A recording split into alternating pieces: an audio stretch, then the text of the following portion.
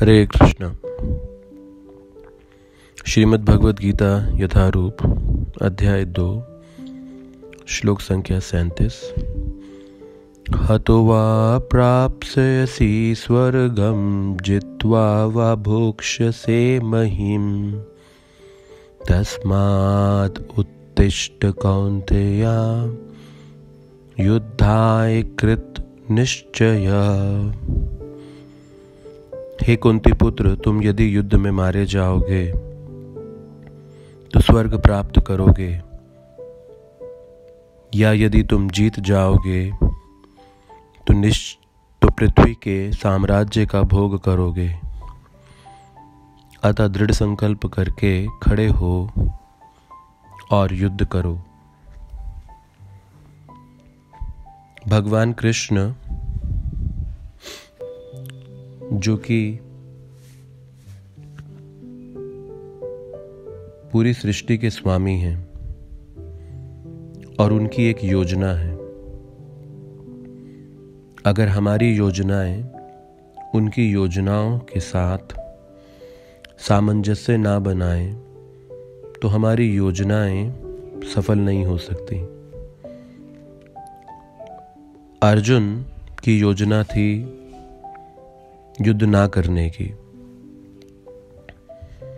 अर्जुन विचार कर रहे थे कि मैं युद्ध से पलायन करूं और धृतराष्ट्र और उनके पुत्रों को ये राज्य भोगने दूं। अर्जुन ये भी विचार कर रहे थे कि अगर मैं इन्हें मारूंगा तो मैं नर्क जाऊंगा, ये स्वर्ग जाएंगे। भगवान कृष्ण अर्जुन की योजना को पलट देते हैं और वो कहते हैं ये मारे जाएंगे और स्वर्ग जाएंगे और तुम इस पृथ्वी के राज्य का भोग करोगे। तो अगर भगवान किसी को राजा बनाना चाहें तो फिर उसे रोक कौन सकता है? और भगवान किसी को वैराग्य का जीवन देना चाहें तो उसे भी कोई रोक नहीं सकता। तो अंततः मुद्दा यह है कि भगवान क्या चाहते हैं, भगवान की क्या अपेक्षा है। तो जीव हमेशा से भगवान पे निर्भर है और वो भगवान की सेवा के लिए बना है। जैसे हाथ शरीर की सेवा के लिए बना है। हाथ अपनी योजना शरीर की योजना से अलग होकर नहीं कर सकता। उसी प्रकार से जीव को भगवान के ऊपर निर्भर ही रहना है, ये उसकी संवैधानिक स्थिति है। जैसे ही जीव भगवान से स्वतंत्र होकर जीवन जीने का प्रयास करता है, वो अपने जीवन में अनेक प्रकार की कठिनाइयों को आमंत्रित करता है। जैसे कि आज हम साधारण समाज में देखें तो हम प्राकृतिक जीवन से कितना दूर आकर कृत्रिम अप्राकृतिक जीवन जी रहे हैं, और इस कृत्रिम और अप्राकृतिक जीवन के दुष्परिणाम हमारे जीवन में अनेक प्रकार की मानसिक, शारीरिक, सामाजिक प्रकार की या फिर पर्यावरण आदि की समस्याओं को आमंत्रित लेकर आ गया है। लेकिन जितना हम प्रकृति, स्वाभाविक, सहज, सरल जीवन शैली की ओर जाते हैं, यह हमारे जीवन से बहुत सारी अनावश्यक कठिनाइयों को दूर कर रहा है।